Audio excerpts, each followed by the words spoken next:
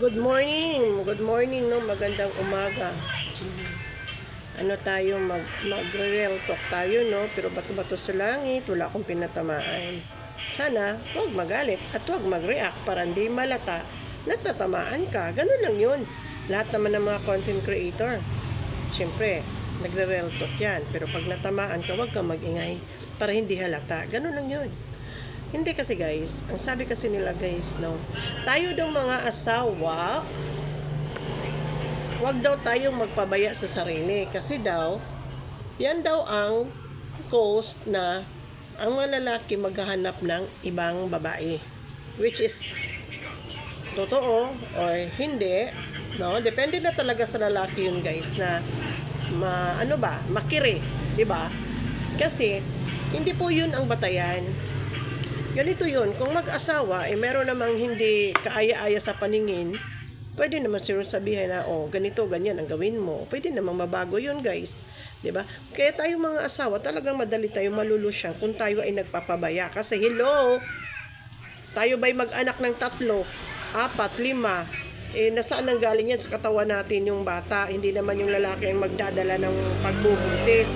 'Di ba tayo? Siyempre, pagkatapos sa mga anak, talaga malulusyang ka. Pero tayong mga asawa din naman, advice ko lang naman sa mga hindi pa alam, no?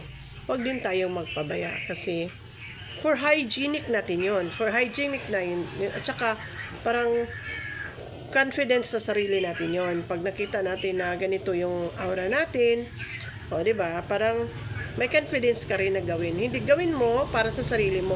Hindi mo gawin para sa asawa. At the same time, nandun sa asawa natin ginagawa na tayo ay magpapaganda, tayo ay magpapabango, di ba?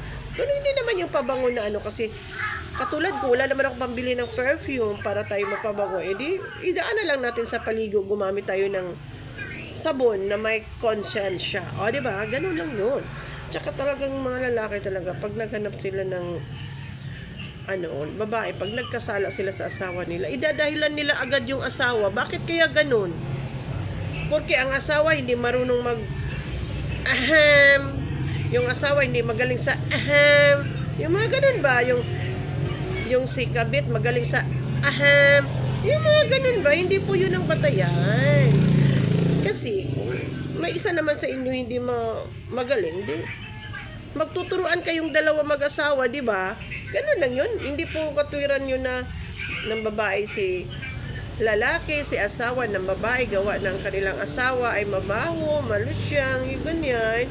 Hindi po yung ganyan. Kaya tayo ipinagbuklod ng mag-asawa dahil kung ano yung pagkukulang, kung ano yung sobra, babawasan, kung ano yung pagkukulang, pupunuan. Kung ano yung gusto mo mangyari sa asawa mo, kunyari siya ay mabaho na, pwede mo naman siya kausapin na maayos. Langga, pwede ba mag-ayos-ayos ka naman konti?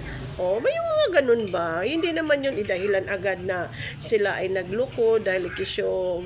Pero may iba talaga ha guys.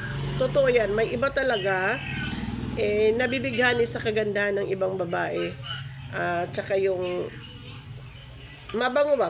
Mabango? Hello, mabango no?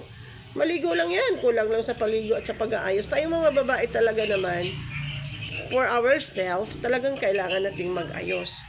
Hindi tayo pwedeng magpabaya kasi ang mga lalaki is lalaki. Tayo mga babae, maraming gagawin sa katawan. Sila, yung mga lalaki, maligo, yan, tapos na. Pero tayo mga babae, maraming mga seremonyas baga. Kaya wag tayong magpabaya din naman. Advice ko lang naman, wag tayong magpalusyang. No? Hindi naman lahat, pero yung mga asawa kasi, may mga asawa kasi akong nakikita rin, pupunta sa tindahan, hindi marunong magbra, nakalusyang lang ba yung mga dede ng ganun? Buti sana kung dede nila naka-ganun lang ba? Yung iba pupunta sa tindahan, bipit yung anak, lusyang na lusyang, wag naman nga magpaganda tayo. Although magpaganda tayo para sa asawa natin, pero para sa sarili natin, para masabi natin na may kumpiyansa tayo sa ating sarili. Ganun yun. Ako guys, matanda na ako, pero maarte pa rin ako. Para sa sarili ko, ha? Maarte ako. Tsaka yung asawa ko din naman, kung makita ko na hindi naman kaya-aya sa paningin ko, kumbaga sa isang bagay, aayusan ko siya. ito ganyan, o ganyan, ito ganyan. Ganun lang yun, guys. Kaya huwag tayong magsisiyan kung ating mga asawa. Huwag kayong maniwala dyan, guys, nga na tayo ang dahilan kung bakit nagluloko yung asawa natin. O, diba? That is for today's video, guys. Please subscribe and like. Thank you. Have a good day.